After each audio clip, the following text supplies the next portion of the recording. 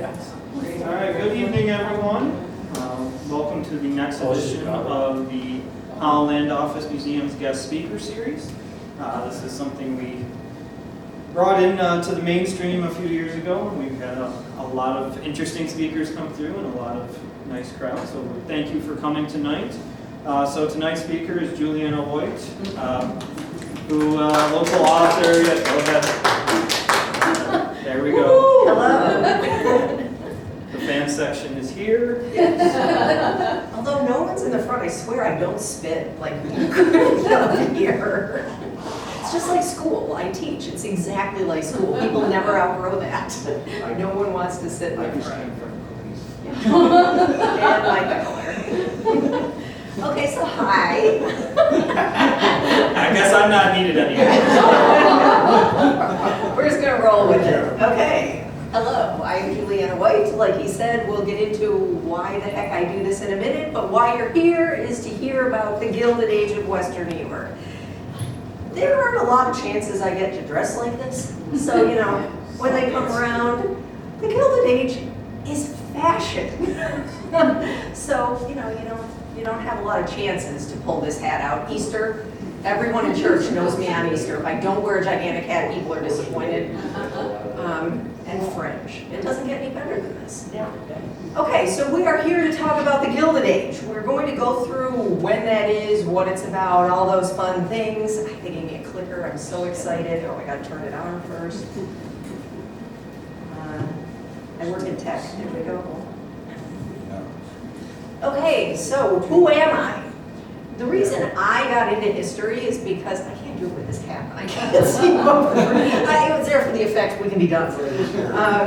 I am the great-great-granddaughter of Michael Snyder. If you know Snyder in Amherst, just keep on going down Main Street. Before you hit the city of Buffalo, you're going to drive through Snyder. Blink twice and you miss it, but it's there. That was named after my great-great-grandfather. And when I was 12 years old, my dad gave me her diary so I could do a school project on local history. And I did it because I thought it was going to be easy. I'm like, oh, these are my relatives, I have a diary. I picked it because I thought it would be easy, and I didn't realize that it was life-changing. From that moment, I knew I was hooked, and I loved local history. I loved the depth that my family had in this region. Luckily, I come from a long line of pack rats on all sides of my family, so I have so many pictures and notes and postcards, so it was really easy to jump into history as a second career. It's not my real career. I think it maybe is your real career, maybe isn't as fun. You guys can maybe, back me up later. But that right there is Snyder's first postmaster, my great-great-grandfather Michael Snyder, at the very first post office at the corner of Main Street and Harlem Road. If you're trying to picture where Snyder is, that's where Snyder is. So, 12 years old, I promised my dad I was going to write that book on Snyder someday because his mother had started it and died very young from cancer and never finished it. So I had her notes and promised I would finish it. He, of course, died when I was 16, so he never got to see me finish it, but that really had that drive that I was going to do it. So by the time I was in grad school, I finally finished the Snyder one, and then I still had a whole lot of pictures left over. And my publisher said, what are we going to do with all these pictures that weren't in Snyder? Would you consider writing on the Gilded Age in Western New York? And that's where this book came from. And then all the others kind of fell out from there of different places I was asked to write about or different things. And then, of course, last year was my first historical fiction. That's the one that doesn't look like the others up in the corner that I wrote completely by accident because I have 3 daughters. And so that one is set in 1957 Buffalo. And because that's the year Elvis came to Buffalo. So who doesn't want to write about that? Okay, so the Gilded Age, why we're here today. Just a little background, because I know not everyone is familiar with when the Gilded Age, what the Gilded Age, Mark Twain, that's where it all starts. He coined the phrase, the Gilded Age, in that work, The Gilded Age, A Tale of Today, that he published in 1873. The Gilded Age is basically a time of prosperity across the United States, and Buffalo was no exception. We were the epitome of the Gilded Age for what was going on here. But what's interesting that Mark Twain is the one that coined this phrase is because Mark Twain was a Buffalo guy back then. He lived in Buffalo between 1869 and 1871. He ran the Buffalo Express newspaper. He was the editor, and he lived in that house right there on Delaware Avenue, which is no longer there. Now I think it's Raymond James and Associates. It's right there at the corner of Delaware Avenue, the block before Allen. I think that's Virginia. I pass it every day on my way into work. The carriage house is still standing, but Mark Twain's house is long gone. But he did live here. He was married here, had his first child here, and then moved away. But we do have connections to Mark Twain, who lived here in the Gilded Age and wrote about the Gilded Age. So that is pretty cool in and of itself. So right here in Western York, we really consider our Gilded Age to be the late 1800s up into the Depression, because obviously that's when everything fell off the plateau. In that time, we were the 8th largest city in America. We actually had more millionaires per square mile than anywhere else in the country back then on Delaware Avenue. We were called the City of Light, which stemmed from the Pan Am Exposition, which we will talk about in a little bit. And we were also called the City of Trees from Frederick Law Olmsted, who we will also talk about in a little bit. And then, of course, we had Millionaires Row, which was that section of Delaware Avenue where, luckily, a lot of those mansions still stand, where the high and mighty in business and industry and publishing all lived. Delaware Avenue was the place to be, and like I said, had more millionaires per square mile than anywhere else in the United States during this time. F. Scott Fitzgerald. A lot of people think of the Gilded Age, they think of F. Scott Fitzgerald. You think The Great Gatsby, Tender is the Night, This Side of Paradise. He really epitomized in his writing a lot of the Gilded Age. I was like, Bernice bobs her hair. He also lived in Buffalo, which a lot of people don't realize, that F. Scott Fitzgerald lived here when he was a little boy. He came here with his family for a couple of years before the Pan Am Exposition of 1901. They moved to Syracuse for a blip, moved back again. So he was basically in Buffalo between 1898 and 1908. And when they first settled here, they had an apartment in the Lenox Hotel, which is still standing right there around the corner of Delaware and North. At that point, it was apartments, and they were living there with some very famous neighbors right across the street, down the row, and those were his friends. He was friends with the Knoxes and all of the big names in Buffalo at the time. So F. Scott Fitzgerald attended Holy Angels Academy, which at that point was where DeUville University is now. Also happens to be where I work. So I actually, if it wouldn't have been raining the last couple of days when I was on campus, I would have grabbed a picture of where Holy Angels Academy originally was. A lot of people, if they know anything about Holy Angels, they picture the church that's right there on Porter Avenue, and then the main building of DeUville, which is the Kessler Administration Building, was part of the original Holy Angels. However, before that was built, they operated out of a tiny little house a couple of streets over that now is just a house that's rented out to people, and it looks like a whole bunch of nothing. But it was actually the original Holy Angels Academy, and that is where F. Scott Fitzgerald went to school when he was younger. And I bet you the people living in there probably don't even know that F. Scott Fitzgerald went to school in their living room. And then after that, he went to Narden Academy. There are a lot of cool things out there if you ever want to, get into some good Buffalo history. They have copies of his dance card from when he was going to balls. And just seeing the names, if you know your Buffalo history of who he was rubbing shoulders with back then, is pretty cool. And if you know anything about his writing, you will know that he does mention Buffalo sometimes. So toward the end of, I think it's toward the end of This Side of Paradise, he talks about somebody going off to Buffalo, and he actually talks about Rochester and Batavia and Lockport and things like that in there, just kind of name dropping. Because in the Gilded Age, he was also living in Buffalo, so that is pretty cool. That hotel was pretty expensive. Oh, yeah. Yeah, I know. That is a great graphic. And there's excellent golfing nearby, so what else do you need? So Okay, so how did Buffalo get so wealthy?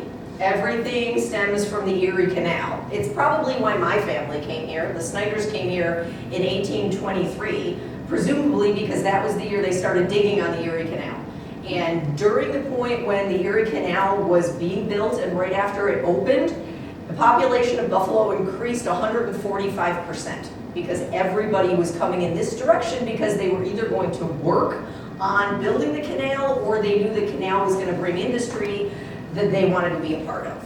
So the Erie Canal really is where our wealth was coming from. We were a hub in commerce. We were a port that was worthwhile. And we're going to see some people that really made that happen in a couple of slides. But it's really where all of our success stemmed from. We were big business.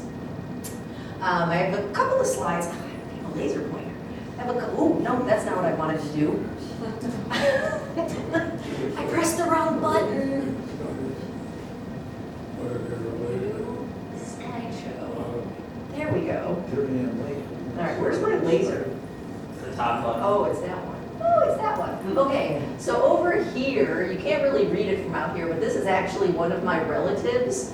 And it's for express phones, because phones during this period of time was when people beyond the wealthy could start putting phones in their houses. So that was a big deal. Electricity was a very big deal. Lampposts went down Main Street in 1901. Over here we have newspapers. This is actually a shot of the inside of the B Group newspapers. If you know anything about the B Group, they do Amherst. They don't do out here, but in the other part of the suburbs, they're like your little local paper. And down here at the bottom, this is the Fargo Mansion that was located on that west side of Buffalo, actually not far from the Viewville campus. Fargo as in William Fargo, as in Wells Fargo, as in the Wells Fargo wagon. I really want to sing Music Man now, and I'm not going to do that. But the Wells Fargo Company operated out of Buffalo back then. And William Fargo was here, raised his family, go to the Forest Lawn Cemetery. They have amazing monuments in there. And they were shipping things out west. They were doing it by train. They were doing it by wagon. They were doing it by ship. He was really honing in on the market of taking things out west. So even now, Wells Fargo Bank, I know one of my kids had a car loan through Wells Fargo. I mean, it's still a name that everybody knows, but people don't know that that started right here in Buffalo, and it was one of the things that made us so successful during our Gilded Age. So this was his mansion, which did not live very long. It was, he built it, and then he moved on, and then they tore it down. But they do have cute little community gardens there now, and they do have some pictures showing what it used to look like, but that is another thing that is unfortunately long gone. Another big name in industry at the time was John Blocher. This is one of my favorite stories of all time. A little bit of background on the Blochers. John Blocher was in the Civil War, and when he returned, part of his industry was boots, and he was making boots for soldiers and as well as pedestrians, but he really made all of his money supplying boots to the troops. So he was in manufacturing and sales, made a whole lot of money, and then he opened our very first home for the elderly, the Blocher Homes, which had a subset in Williamsville for a while, but he was one of the first people that wanted to make a home for the aged, where they could age with respect, with the care that they needed. So that's what that picture is up in the corner. That is a picture of one of the very first Blocher homes, or retirement and nursing home. However, his personal story is not that successful and doesn't paint him in as good of a light. If you've ever been to Forest Lawn Cemetery, you may have seen the Blocher family monument. Anybody been there? Okay. Do you know the story? Marcia knows the story. She went to my Forest Lawn Cemetery tour, so she could tell the story. I will have to say, this is probably my favorite piece of art in the entire world. I am a funeral director's daughter, And he used to take me there when I was little, and I would walk up to this, and I mean, goosebump awe. Like, it was mesmerizing to me as a child. It is still mesmerizing to me as an adult. And the story behind it is so beautifully tragic that you can't help but be in awe of this monument. So as the story goes, what we have inside this monument right here are the parents, right here, John and Elizabeth Blocher, and their son Nelson right here on his deathbed, and then an angel that plays into the story. So the story goes that the Blochers obviously were a very wealthy family, and their son Nelson, at 23 years old, fell in love with their housemaid Catherine. That was not acceptable by his parents. And the rumor had it that he actually had an engagement ring and everything, that he didn't care, that they were in love, this was true, and he was going to go against his parents' wishes and marry Catherine. So what does the family do? They send him overseas on urgent business where he's going to be gone for a while because they run this giant manufacturing company. So they send him overseas to attend to business in Europe for an indefinite amount of time. While he's gone, they fire Catherine, they tell her to get out, never to return. No one really knows what happened to her. No one actually knows anything of what happened to her after that. You know, people that say they killed her, like you have all sorts of rumors, but Catherine is gone. So Nelson comes back from overseas and finds out that Catherine is gone. They tell him she ran away in the middle of the night. Well, she managed before she left to sneak her Bible into his room. So no letter, but she left her Bible in his room. He is devastated. He doesn't buy for a minute that she left him, you know, and quit her job and disappeared while he was gone. He knows that his parents got rid of her. So he's determined to find her. So he comes back from Europe and he scours the United States for a year. He neglects his family, his business. He takes off and he, for a year, searches for Catherine with no luck. He returns to Buffalo a year later, as they say, sick with fever. By the time he gets back home, it's too late. Nelson Blocher died of a broken heart, according to folklore, and what he's got right here on his chest is Catherine's Bible. So this is a depiction of Nelson's last moments that his parents commissioned following his death. But what's really amazing is that the angel right here was fashioned to look like Catherine. After he died, his parents realized the grave mistake that they had made, and they said if they kept them apart in life, they could at least unite them in death. So they built a guilt tomb. That's basically what happened. His father designed this tomb, he commissioned it. The rumor has it that the first time it came back, he beat the models to death with a sledgehammer because they weren't good enough. So he ended up sending away to Italy, and these are Italian marble carved. They are so brightly haunting white when you go see these. And it's really cool because the couch that Nelson's dying on actually moves to the side, and then the stairs go down to the tomb underneath this monument. I just find it fascinating. These are on the outside or inside? They're behind plexiglass. Oh. So I climb up these steps all the time and just stand there and look at the glass. So yes, they are all behind 3/4 inch plexiglass, but one of them is a door that obviously is very locked.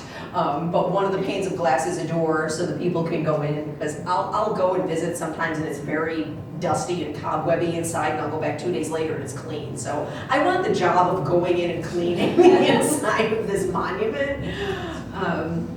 So anyway, that is a tragic story of wealth in Buffalo and how basically it kept these two star-crossed lovers apart, but we got a really good piece of art out of it. And a great story. Okay, so the Pan American Exposition. That came to Buffalo in 1901. I'm sure you've all heard about the Pan Am and know of its location, that the History Museum building on Elmwood Avenue is the only surviving building from the Pan Am Exposition. That was the New York State building, and it was built to be permanent. Everything else for the Pan Am was built from plaster. And if you want to look at a good book, look at the Arcadia book for the Pan Am Exposition, because it actually shows what it looks like after they started breaking them all down, and it's just all the rubble from everything that they broke apart after the Pan Am. And I'm sure you all know that the Pan Am is where President McKinley was assassinated, because that's something great to be known for. And then, of course, Teddy Roosevelt was inaugurated down the street on Delaware in the Wilcox Mansion, which is now the Teddy Roosevelt inaugural site. So that was also going on here. A lot of people kind of credit this as when Buffalo started to take a nosedive. That it was supposed to make us the most famous city in the world for all the right reasons, and it made us the most famous city in the world for all of the wrong reasons. So a lot of people will trace back to saying that this is when our decline actually began. But it's why we were called the City of Light, because it harnessed electricity, you know, the whole Niagara Falls power plant, all of those things, Nikola Tesla, it all tied together in a nice little package to put Buffalo on top, and then the slow decline that followed. Western New York architecture, they always call us a hidden gem. It's always funny when you run into people that aren't from around here and then they are baffled at the amount of architecture and really, really amazing artists and designers and architects that have worked here. So I just picked out some that you recognize that we're noted for, some that I just like. What we have up here, does anybody know what this is? This was the original downtown Buffalo library. Yeah. They knocked that down and built that square thing that we have now down at Washington and Broadway. This was the original library building down there in the circle. I know, it's sad, right? This here obviously is our electric tower and the Gold Dome building. Up here, this was from the Pan Am Exposition. That was actually the Temple of Music where McKinley was shot, because who doesn't want to look at that? But that was made out of plaster, but that just goes to show the grandeur of these things that were made out of plaster, and the man-made canals that went along the Pan Am and took everyone to different parts. It was really quite something. And then down here at the bottom, I like this guy. He is part of the Fargo Mansion that we've talked about is no longer. But what was really unique when they were building the Fargo Mansion is that one of the quirky things that they wanted in it was to have wood from every state in the United States. And the things that you can do, you know? And so this was the banister inside the Fargo Mansion. I don't know what state it came from, but he was very into his wood. So this was the banister that they saved from the Fargo Mansion, and it's now part of the collection at the Buffalo History Museum. Are any of those buildings still there? The Electric Tower and the Gold Dome.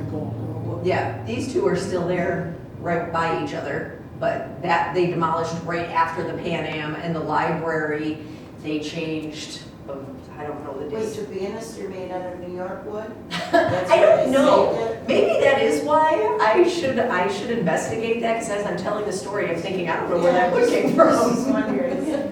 That's an excellent question, I should ask.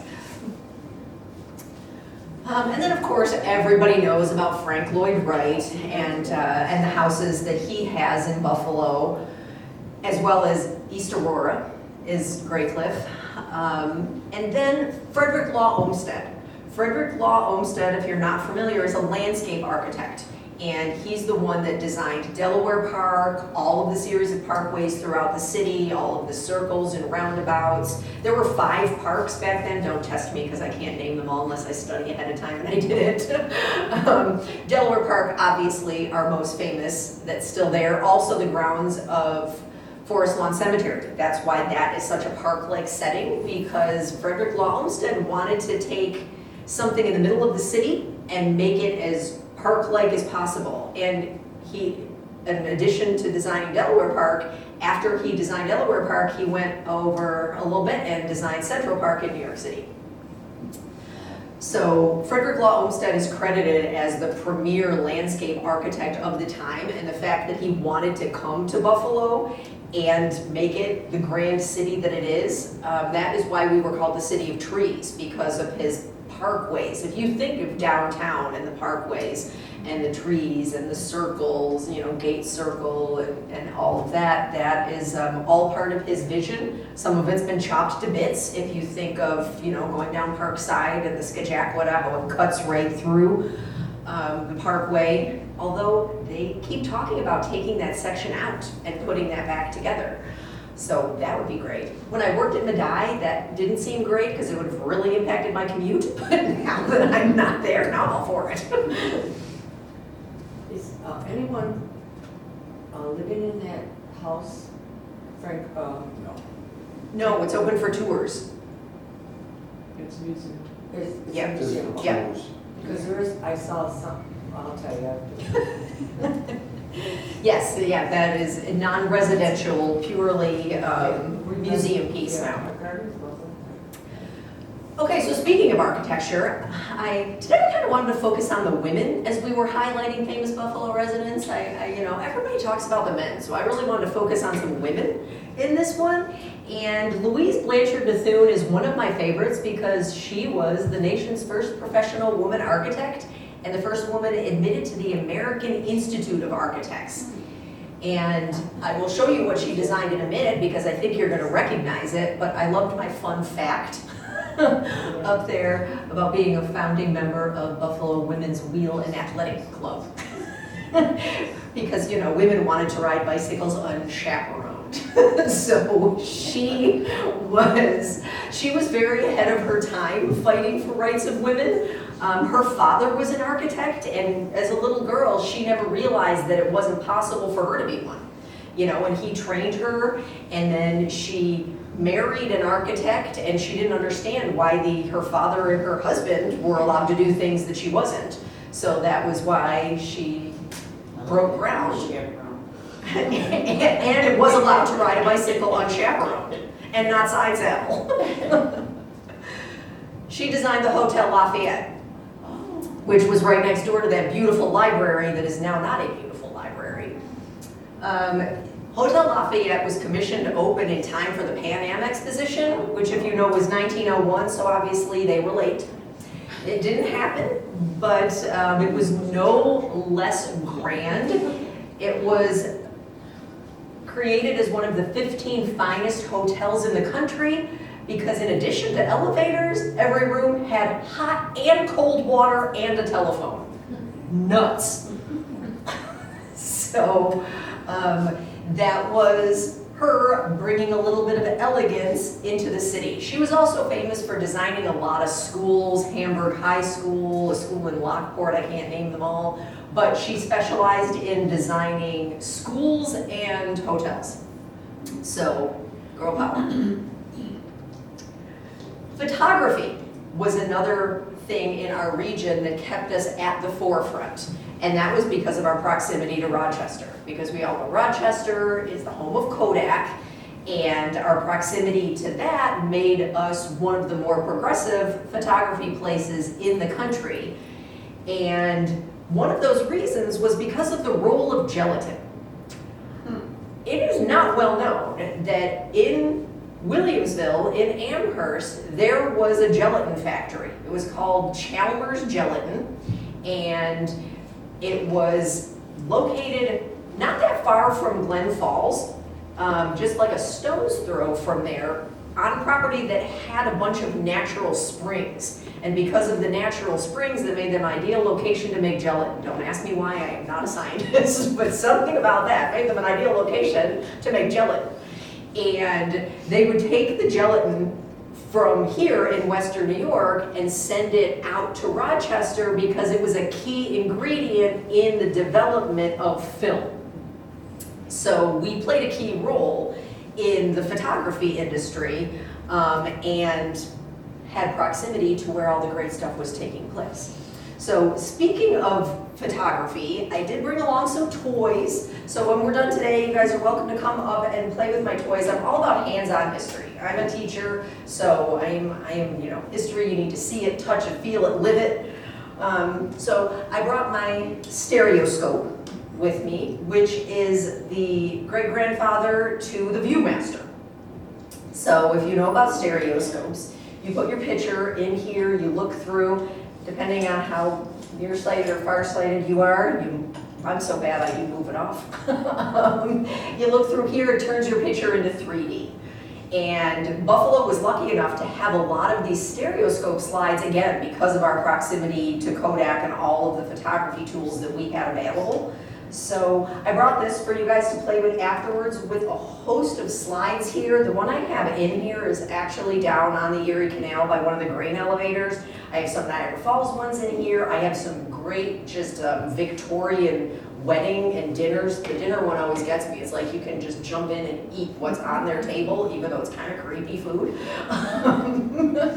So we can play with that later. And we can also play with my book on the Pan Am exposition. This was actually given to me by someone who attended one of my presentations one time. And they came up to me after and they said, I have this amazing thing in my attic that's been really well preserved. I feel like you could get much more mileage out of it than I can. So that was actually donated to me by someone who came to one of these and gave me that great thing that I bring along everywhere now. So those are a few of the things that we can play with. I know my hair. It's like there's a windstorm going on. So looking at photography, what we have here are some examples from in and around Western New York of professional portraits that were taken. Because at the beginning of the Gilded Age, that's what photography was. You went and you sat and you had your portrait taken, or you hired the guy to come and go and put the hood over his head and, you know, take your portrait wherever you were. So these are some examples of formal photography that was going on here at the time. This is actually my grandmother right there. I have a pointer, I'm pointing with that. But yes, these are, except for the two ladies at Crystal Beach in the bottom, these are all my family members. But what happened with the advent of the box roll film camera that came out of Rochester and Kodak is that it put photography in the hands of everyday people. For the first time, people were able to document the candid moments of their lives. Everything wasn't staged and posed anymore. It was able to capture real life for the first time. And that's when you get pictures like this, you know, in everyday clothes. They're not dressed up for a formal portrait sitting. We're getting a glimpse of life that we never got before because people are able to capture their own moments. I think now of my kids and, you know, the thousands of photos they have of themselves on their phone, which is capturing life in a completely different, minuscule, second-by-second way. However, they're all on their phone. And I really worry about what's going to happen to those memories. Because all of these pictures here I found in my grandmother's photo albums. What is going to be left from everything that's on my kid's phone? You know, what are their great-grandchildren going to be able to find? Hopefully we figure out a way that preserves that, but it's never going to be the same. So these, I have to point out right here, this is my grandmother, Beulah, and she was such a flapper. She bobbed her hair the minute she could. Look at that, you can see her knees, people. She embraced the flapper lifestyle, and that's my grandfather. That's the guy she married down there. Notice she is not in this picture, so they must not have met yet. And then just hanging out in Gettsville on the dam. This is not something you would have seen normally because they weren't posed pictures. This is going up to Crystal Beach for the day. A candid of people walking out of a wedding. Up until this time, the only wedding portraits we saw were very formal. And here they are walking out of the front of the church. You never saw things like this before you put cameras in the hands of everyday people. It revolutionized the way history was documented and just the way that people lived. And it's the whole reason I can do this presentation today because My grandmother Beulah loved photography, and she took her camera everywhere she went, and she was awesome at documenting where she was, no clue who she was with. She knew who they were, so she didn't write that down. But I will know exactly where, because she was living a life. She was traveling all over the place. So I always know where she was, no idea who she was with. Transportation and communication. This is something else that really came to life during the Gilded Age. And like I said, pack rats. What I have here is a postcard to my grandfather, Charles Landell in Williamsville. And I do these presentations a lot with school kids, and I say that postcards are the original text message. Postcards were what you used when you only had a little bit to say, and you needed to communicate it quickly. So postcards were kind of a check-in of, I'm at this place, or it was how they set up a meeting. You know, it was their Outlook calendar reminder, because they would send these things to let people know where they were, what they were doing, if they needed to set something up. It was the text message, whereas writing a letter is like an email. When you have more to say, you write a letter, just like you have to write an email unless you want to really scroll through that text. So postcards were like the original text message. And then of course transportation, we're going to look at that at the same time because there really is a lot of overlap, trust me. Because during this time period, we go from the horse and buggy all the way to automobiles in the hands of everyday people, as well as all the other transportation that's busting loose at this time. So in this postcard, it's actually from his cousin Herman, most of these are. But Herman saying, I'll try and come to your house a week from Sunday. This is how they made plans, because phones weren't installed in houses yet. So this was the way that they made plans.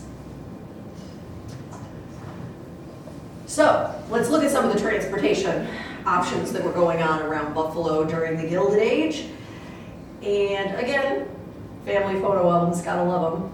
Up here at the top, this is a ship going over to Crystal Beach. So obviously we had boats, we had trains. This one was captioned on our way to Wilson. Don't know anything else about it, but they're on their way to Wilson. Up here, this is my grandmother and her sister seeing the first airplane that flew into Buffalo at Delaware Park.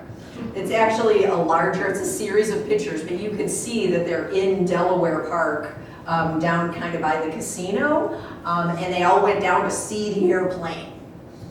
So that was happening during the Gilded Age. And of course, train travel. There were trains in all different directions coming out of Western New York. And right here we have a fire truck. This was the Fox Fire Pumper from the Snyder Fire Department, and it was a very big deal, so much so that they had a parade for it, and that's where this picture came from, because it could hold more gallons of water than any other fire truck at the time, so that was a very big deal. And then we had bicycles, because Buffalo had its own bicycle club. The Pierce Arrow, who we think about for cars, actually did bicycles and had a bicycle club. We still had the horse and buggy going on at this time. So we had all those different options going, as well as this guy down here, the trolley. And the trolley is something that really had a big impact on Buffalo and all of the surrounding suburbs during the Gilded Age, because the trolley is credited with the birth of the suburb. Before the trolley, anybody who worked in the city of Buffalo was pretty much confined to the city of Buffalo. This trolley that they nicknamed the Toonerville Trolley, don't ask me why, went from the city line all the way out to Clarence, stopped right around Transit Road. So for the first time, people who lived in the city could live in the suburbs and get to work in a reasonable amount of time. Before that, if you wanted to live in Amherst, Clarence, even Edwardsville, it would take you an hour or so to get there, you know, in your horse and buggy, or if you had to walk, if you didn't even have a buggy or anything, a horse to get you there. The advent of the trolley allowed people to move out to the suburbs and still get into work. And what happened was that the people who really wanted to move out of the city were the people with all the money. And they looked at places like Amherst and Hamburg, West Seneca as the country. And it was very posh for these people to live in the country and come out of the city. So what we're looking at here, I picked this one because I work in a college, I'm a college nerd. What we're looking at here is what is now Damon College on Main Street in Amherst. So this building right here is Rosary Hall of Damon College. At this point, it was up on Main Street. They actually picked this building up and moved it back, because that was a thing back then. You would not believe how they picked buildings up and moved them around. So that home was originally a home, and they picked it up, they moved it farther back onto the campus, or the original Damon College, which was called Rosary Hill, took place completely inside that building right there. And the reason that that college was allowed to bloom was because of the trolley. And this is just an amazing picture because this looks nothing like this now. It is so built up. Amherst High School is right there. That house is still standing. So this house is still here, this house is gone, and that is now further back on the Damon College campus. But here's the trolley running up and down Main Street, making all this suburbanization possible. So what it also did was allow people to be in different parts of Western New York at different times. So, as I said, a complete family of hoarders, and my aunt gave me a stack of postcards between my grandfather and everyone on the planet. So this is one of those from Clarence at 7 p.m. And this one, he talks about going to the Bowmansville station and walking, and I met a dandy little girl on the train. These are the important things that they had to write about in a postcard back then, because again, it's the text message. And this is another look at the trolley on Main Street. So in this one, it's postcard coming out of Akron. And again, he's talking about the girls. Herman was very into girls, and those were the things that he chose to send to his cousin. And then we have this one coming out of Depew, so he really got around. And look at, this is where he's making plans. Oh, this isn't Herman, this is somebody else trying to make a date with them and Herman. But this was how you made plans, because you didn't have a phone and you didn't waste it on a letter, you used a penny postcard and did it that way. And this here is New York Central Station in Buffalo. So this was our train station here, and I love all the horses and a car lined up to get into that train station. So all of this transportation, all of those options, allowed people to spread out more than they ever had before. Which leads to sports and leisure, because that's my favorite. And what we have in here, these are people who are ice skating on Hoyt Lake in Delaware Park, like down here. More people at the beach, the original Buffalo Bisons. And this is the YMCA in North Tonawanda. The Bisons were my favorite. I just had to put them in there. So people had money at this point in time, and it allowed them to do a lot of leisurely things. I'm actually in the middle of trying to figure out how I'm going to turn it into a book. I have diaries of my brand new daughter-in-law. Her grandmother lived on Porter Avenue in the city, and she was from a very upper class, very elite. She went to Holy Angels, but only to take French and art. And her diaries are all about this dress fitting that she went to, or this play at Shays that she went to, and this ball that I have tomorrow. It was a time of luxury and leisure. So luckily we have a lot of pictures of that. One of the things that was very posh to do was go to Niagara Falls. And these pictures of the falls just kill me.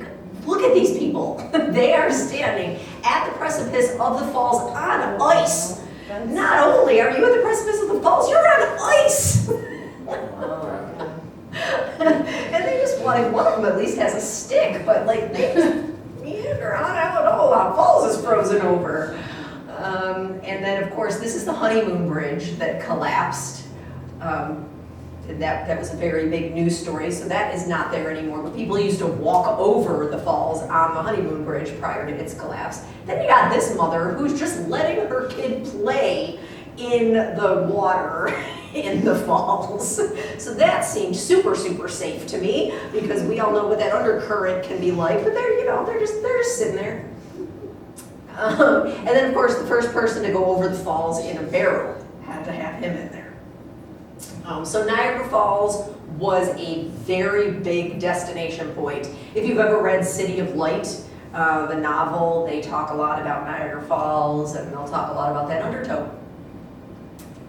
And then of course we had Glen Falls in Williamsville, and this is actually the cover of my Western New York Gilded Age book. This picture right here, this is my grandmother and my great-grandmother and like the rest of their family. They are sitting in dried up Glen Falls. Here it is with the waters raging. Like, you can't see it, but the mill would be set off to the side, the cider mill. But in 1908, it dried up. And so when a fall dries up, what do? You trek out to the middle of it and take a picture. So those are my relatives sitting inside dried up Glen Falls. Entertainment, as we said, people had a lot of money, so they had a lot of time and a lot of money to do a lot of fun things. So you will recognize this right here, over there by the History Museum in Albright Knox, always a very popular destination, and so funny that it looks, you wouldn't know this wasn't taken today if it weren't for the car and the lady in front of it. Shays, which was taken not long ago, that is not a vintage picture, but it was a very big thing to do, as well as Buffalo Yacht Club, still looks remarkably the same. This is the inside of the Riviera Theater. And up here, these were a group of people that called themselves the Audubon Players. And they would travel and do plays at different functions. They would go to balls and dinners and travel and do theater. And then of course, education. There was a lot of education going on in the communities. People finally had enough money to allow their kids to go to school because they didn't need to work on their family farm or whatever they were doing. More kids could get educated during this period of time. So we have a couple of schools on here. That's Academy School in Williamsville. This is a school in Wellsville. That's my grandmother right there. And this is the school in Snyder. And besides being a Snyder, the reason I put it in here is because it is a great example of what was going on at the time. Who knows why there are two doors? Boys and girls. Boys and girls went in through their separate entrances. So it was maybe not progressive education, but at least girls were being educated, and boys didn't have to do as much work for the family, so they were also being educated. Higher education also began to boom during this time period. Bryan Stratton Business Institute opened in 1854, and they had programs for women. And maybe not traditional like we think now of going to college. They pretty much went bookkeeping, penmanship, so they could be secretaries, you know, those traditional women jobs. But they were educating women. And this was actually a cousin of mine. Her name was Mary Longnecker. And she graduated from Bryan Stratton Business Institute, and somehow through the family line, I actually ended up inheriting a necklace that she received upon her graduation that has the Bryan Stratton logo on it. It says Bryan Stratton Business Institute on it. So I don't think she's wearing it, because it's not, unless it's under there. I always wish she had it on, but I do have her graduation necklace. And then of course, Holy Angels Academy, which became Dieuville College, was running during this time out of this building, which is still there. It's the building I work in on Porter Avenue in Marshall. I'll point you with my laser pointer. We work out of this building on Porter Avenue. This was before they did all the additions to it, so actually our office is not even in this picture because it wasn't built yet. But Holy Angels became Dieuville, and what is really noteworthy about Dieuville is that they were educating women. It was a school started by the Grey Nuns, and Dieuville has never had a male president to this day. After it was nuns, it was still women. And they educated women in a different way. Brian Stratt was educating women, but they were educating them to be secretaries or be a traditional women's role. DeUgo came in and started to educate women in other ways, if you're reading through there. That they didn't focus on etiquette and art. They had them, but they educated women the same way they would educate men, and additionally did become co-ed. But they graduated their first a whole class of 3 women, and this Mary Brennan was one of the first 3 women graduates in 1912, and that was what she had to say about her education. So women are being educated, the tides are turning. Speaking of famous women, Frances Cleveland, who was born Frances Folsom, married Grover Cleveland, became the First Lady of the United States. Beautiful woman, I love this picture. She was the youngest First Lady in U.S. history, the first bride to marry an incumbent president in the White House, and the first First Lady to give birth in the White House, because she was really young. Here's where it gets creepy. Grover Cleveland was her godfather. He was 27 years old when she was born. He was business partners with her father. And her father died in a carriage accident when she was 12 years old, and he kind of became her protector. And then eventually, when she was 17, he married her. So it's an odd little story. But it's, you know, how things were done. And there is a picture of the Clevelands in their carriage going through the city of Buffalo. Other famous women of this time period, Rosa Copeland was a philanthropist. She lived in a home, that home right there, on Symphony Circle in the city, and after her death, her sons donated this mansion to the Daughters of Israel to become a Jewish old folks home. We talked about how the Blokers had the old folks home at Amherst. Now there was a strictly Jewish one in the city, and it became the Rosa Copeland Jewish Home and Infirmary. And Rosa Copeland is still a name you'll hear around. Her philanthropy has... Is it still a home? I was trying to picture it because I also drive through Symphony Circle on my way every day, and I don't know. What's really interesting about the Copelands is that her sons, like we talked about the trolley, wanted to get out of the city, wanted to get their mother out of the city, wanted a home in the country. So right there at Main Street and Gettsville Road on what is now the Damon College campus, her sons built this house. And what it was a house for the one son, a house for the other son, connected by this middle piece. And then there is, not in this picture, back here a garage, which was a mother's house, but it was where their mother lived. So they built this to get the whole family out of the city and into the country of Snyder.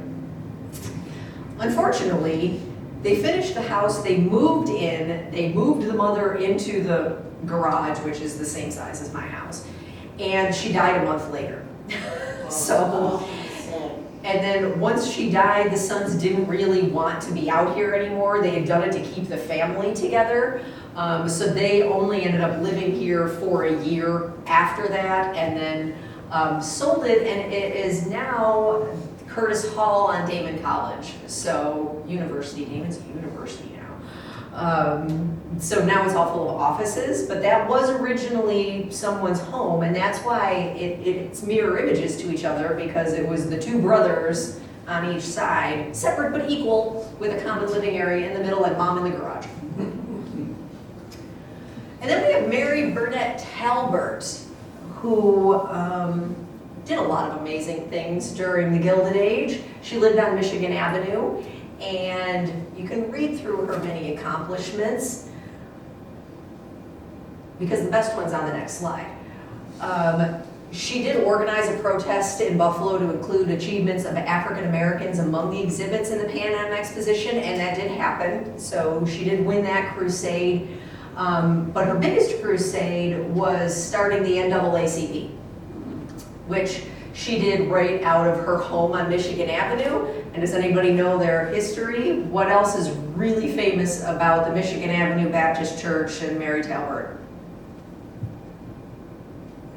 I'm not doing good. Pantomime. The Underground Railroad. Also traces its roots back to the Underground Railroad. But she is credited with starting the Niagara movement, which was the forerunner to the NAACP. So we have some pretty good heritage going on in Buffalo for all sorts of people. And her most famous quote is that the greatness of nations is shown by their strict regard for human rights, rigid enforcement of the law without bias, and just administration of the affairs of life.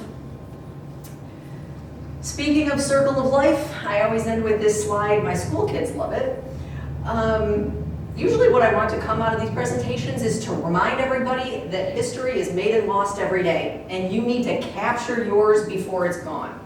Things that we think are ordinary, like these pictures here, these women, you can't see it. It says Amherst, New York, 1900. They're playing field hockey. Though this is my daughter right here in Amherst, New York, 2020. So 120 years later, doing the exact same thing. Dressed a little differently, but doing the exact same thing. History's in front of us. We just have to realize that it's happening. Like I said, it makes me so worried with digital photography that the artifacts aren't going to be left for their kids and grandkids, because history's happening all around us. No one realizes it's history at the time unless it's something really big. Like we lived through 9/11, we know we're living through history. But the little things that happen every day, we don't look at in a historical sense. But they are, because history's everyday life. It's what we wore, it's who we talked to, how we talked to them, what we drove. So what I tell everybody at the end of my presentations is don't let that go. There are all these wonderful books out there that help you document your history. You can interview someone and write down what they say. You can make a grandparent's book where it leads you through questions of how you met. I interview everyone ad nauseum that I know because it's the little stories. It's things that I have because I came from people who accidentally preserved it with a bunch of pictures and diaries. Make sure you have that for the next generation. Make sure it's out there. Your stories have value. Things that you think are insignificant about you have value, and your ancestors hopefully did some of that for you. If they didn't, you do it for the next generation and the generation after that and the generation after that. They don't even have to be related to you to find you interesting. Look at everything that's in here. This was everyday life to everyday people. Whoever owned that dress had no idea she was going to be standing in a museum. I really want to wear that dress too, I just gotta say. So that is how I want to leave things with you. Harness your history. People are going to care about you and about what you did and what you thought. Get one of those books, make some notes, take some pictures, print them off so that people can find them after you're gone, because everyday life to you is a job for somebody to catalog later on. Okay, so that is officially me being done. Look at me, right on time. I have a lot of things to play with. I have copies of my books if you're interested about any of those things. I'm here if we want to talk and if we want to play with stuff.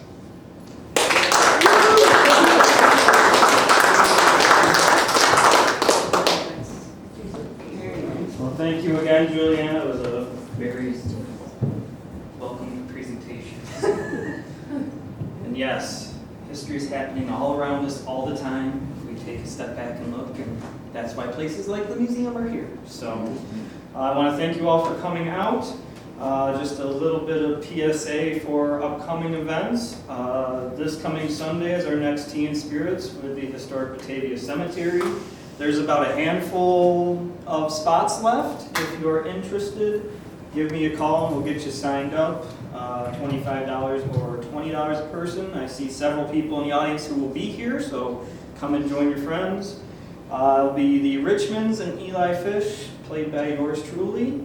And you'll even get a little token from the current Eli Fish Brewery if you come. So, little incentive to come. come We know our to that hands. one. Let's see, next Java with Joe is next Thursday morning at 9 o'clock. We have current Batavia City School Superintendent Jason Smith talking about past Superintendent of Batavia Schools, John Kennedy, and his Batavia system of education, which was basically the forerunner of many of the modern education systems that still exist today. And then, if you didn't have enough in the morning, come back in the evening for our next guest speaker, who will be Stephen Tulawicki, and talking about his book, The Atlas of Letchworth State Park, How It Became America's Favorite State Park. So a lot of history, geography, topography, and all sorts of things built into that one. So that's what's coming up for the rest of the month. If you want to know anything more, check out the website, check out the Facebook page. Stop on in, give me a call. We'll be happy to give you all the information. And just a quick note, we want to thank GoArt and New York State Council of the Arts for a DEC grant that we received for the guest speaker program, which helps make this possible. And thank you to Paul for videotaping it for us again. So this will be going up on YouTube, so tell your friends. And you can check out all the rest of the stuff on our YouTube channel as well. So thank you.